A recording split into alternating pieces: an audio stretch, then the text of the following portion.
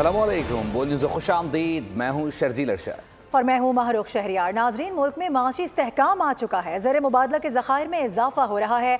माशी इस्तेहकाम को अब पायदार माशी इस्तेहकाम में बदलना है। वफाकी वज़ीर ख़जाना मोहम्मद औरंगज़ेब की इस्लामाबाद में न्यूज़ कॉन्फ्रेंस।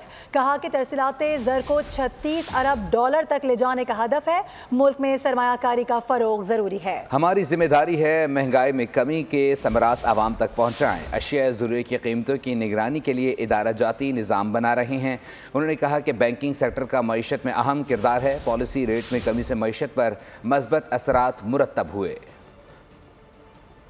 से 4 महीने में economic growth prospects have gone up to 83%. If we stay on this trajectory तो इंशाल्लाह we'll get to about $36 billion or thereabouts of annual remittance flows in this country, which would be an all-time high. Exports are holding firm, roughly 7% growth on that front as well. Kaibo is now around 12%. My personal view, there is room to do more. जो stock market है, जिस तरह उसकी capitalization बढ़ी है, but the fact that the new investors are coming into the stock market, that to me is a very critical thing to everything which the State Bank has said, the other multilateral institutions, the partners have said, gives me the confidence that this fiscal year we will close at an overall growth of close to 3%. बार-बार बात होती है कि आम आदमी में की जिंदगी में क्या फर्क आया है, and I think that is a very critical question और ये गवर्नमेंट की रिस्पॉन्सिबिलिटी है। हमारी रिस्पॉन्सिबिलिटी है कि ये जो इन्फ्लेशन में कमी आई है इसको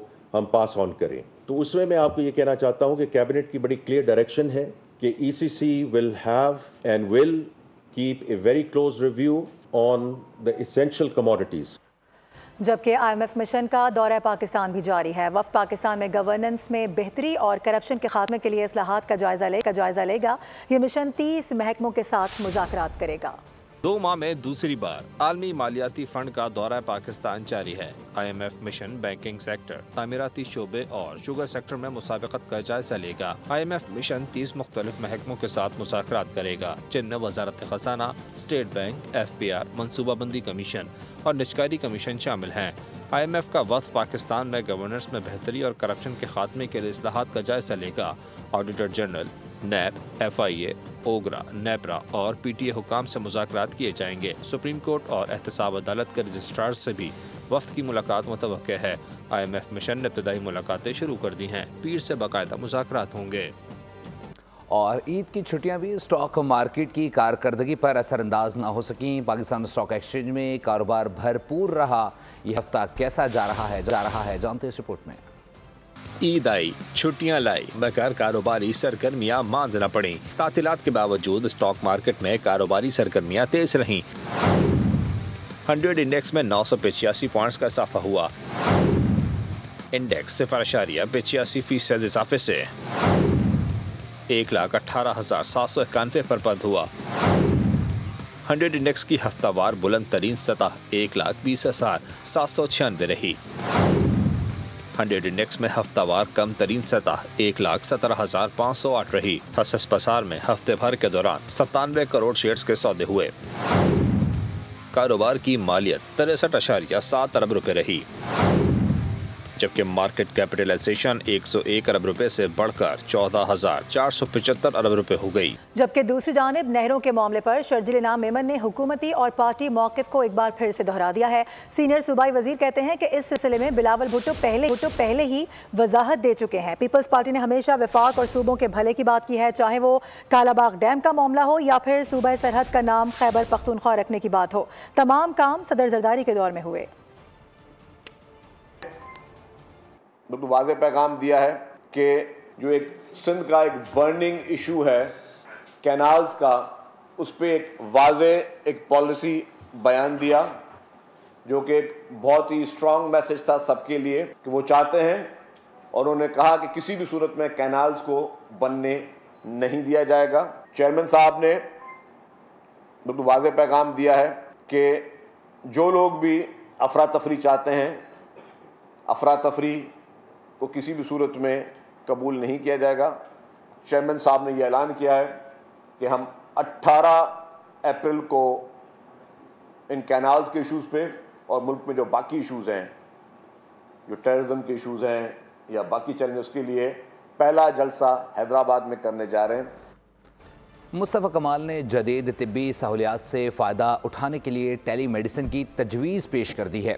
वफाकी वज़ीर सेहत कहते हैं कि घर की दहलीज पर दवा और डॉक्टर मुहैया करना चाहते हैं। उन्होंने पिम्स को पब्लिक प्राइवेट पार्टनरशिप पर देने का इम्कान भी ज़ाहिर किया। ये भी इंदिया दिए कि हेल्थ कार्ड पर आने वाले दिनों में काम करेंगे। बिल्डिंग कंट्रोल अथॉरिटी में बिल्डिंग की रेगुलेशंस को जो चेंज किया जा रहा है, हम इसकी शदीद मुखालफत करते हैं और इसको रद्द करते हैं। मैं पीपल्स पार्टी की क़यादत से बहुत ही मुअद्दबाना गुजारिश करता हूं कि आप इस चीज़ को देखिए और इसको रुकवाइए। ये तो कोई कहीं से भी कोई सीनियर एलिमेंट या कोई ज़रा से भी शहर से दर रखने वाली एडमिनिस्ट्रेशन ये काम नहीं कर सकती। ये तमाम अपनी करप्शन को लीगल करने का एक फॉर्मूला निकाला गया है, जिसमें तमाम एम्यूनिटी प्लॉट्स के ऊपर, जो कि फलाही प्लॉट्स हैं, रिफाही प्लॉट्स हैं, उनके ऊपर कंस्ट्रक्शन की इजाज़त उन रिफाही काम के अलावा स्कूल और कॉलेज और पार्क के अलावा इजाज़त मिल जाएगी। और दूसरी वो जगह जो कि रेजिडेंशियल हैं, जहां पर कमर्शियल एक्टिविटीज़ की गई हैं, इस कानून साजी से वो तमाम चीज़ें लीगल करार दे दी जाएंगी। ये जो ऑलरेडी तबाहशुदा शहर है, इस कानून साजी के बाद शहर की फिर कुछ भी नहीं बचेगा। जबकि दूसरी जानिब पंजाब भर में नए सहूलत बाजार कायम किए जा रहे हैं। वज़ीर आला पंजाब मरियम नवाज़ ने ज़ेर तकमील प्रोजेक्ट जल्द मुकम्मल करने का हुक्म दे दिया है। आपको बताएं कि 13 नए सहूलत बाज़ारों की तकमील के लिए अगस्त तक की डेड लाइन दे दी गई है। पंजाब भर में नए सहूलत बाजार के हवाले से मरियम नवाज़ काफ़ी एक्टिव नजर आ रही हैं। वज़ीर आला पंजाब मरियम नवाज़ की जानिब से एक इजलास भी बुलाया गया था। ज़ेर तकमील प्रोजेक्ट जल्द मुकम्मल करने का हुक्म दिया गया है, जबकि 13 नए सहूलत बाज़ारों की तकमील के लिए अगस्त की डेड लाइन मुकर्रर कर दी गई। और वज़ीर इत्तलात पंजाब कहती हैं कि ये अवाम इंतज़ार करें, मज़ीद खुशियाँ आ रही हैं। न्यूज़ कॉन्फ्रेंस में उज़्वा बुखारी ने कहा कि बिजली की कीमतों में कमी हुकूमत का अवाम के लिए बेहतरीन तोहफ़ा है। उन्होंने कहा कि चंद यूट्यूबर्स को पाकिस्तान की तरक्की और खुशहाली से तकलीफ़ हो रही है। साथ ये भी कहा कि पंजाब हुकूमत अवाम को हर मुमकिन सहूलियात फराहम करने के लिए पुरज़्म है। के ऊपर बहुत बड़ी मेहनत शामिल है, इसमें प्राइम मिनिस्टर ऑफ पाकिस्तान की भी और उनकी टीम की भी। ये इतना आसान नहीं है कि आपने बस बैठ के जो है वो अनाउंस कर दिया कि बिजली की कीमतों में पर यूनिट कमी की जा रही है।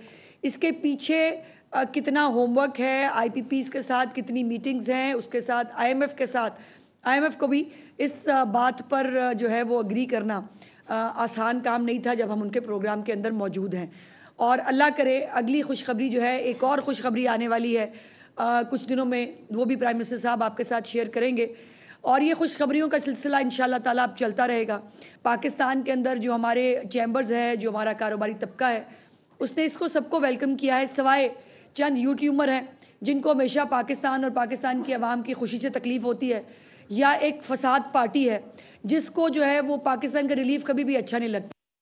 और अब जरा आपको खेलों के मैदान में लिए चलेंगे, जहां पर शाहीनों को बुरी तरह से मार पड़ी है। शाहीन कीवीज के हाथों धुल कर रह गए हैं। न्यूजीलैंड ने पाकिस्तान को वनडे सीरीज में वाइट वॉश कर दिया।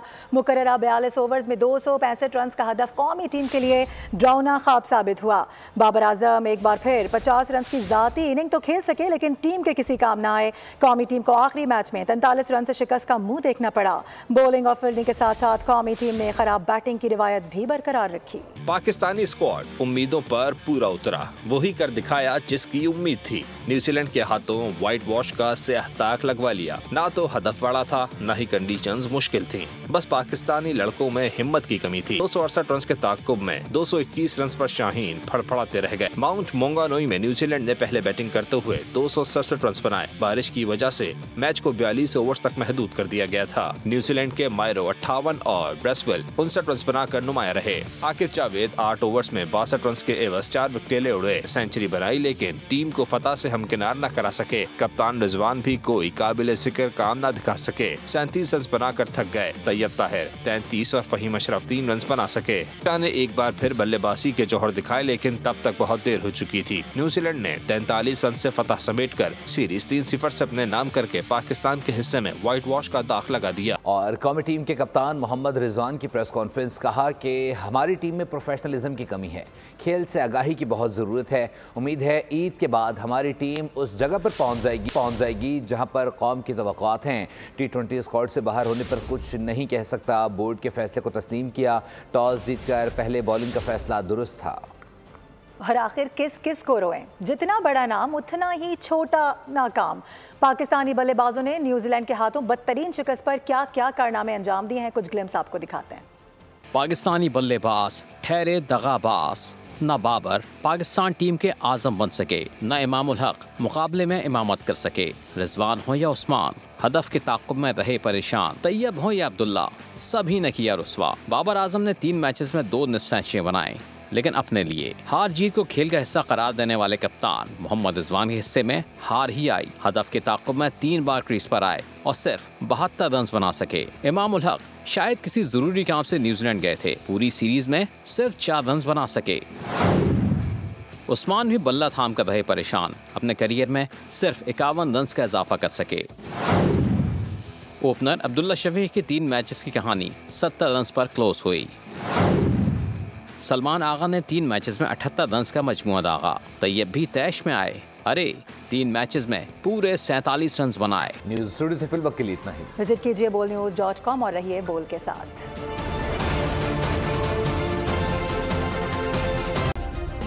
सब्सक्राइब करें और बेल दबाएं ताकि कोई खबर रह न जाए।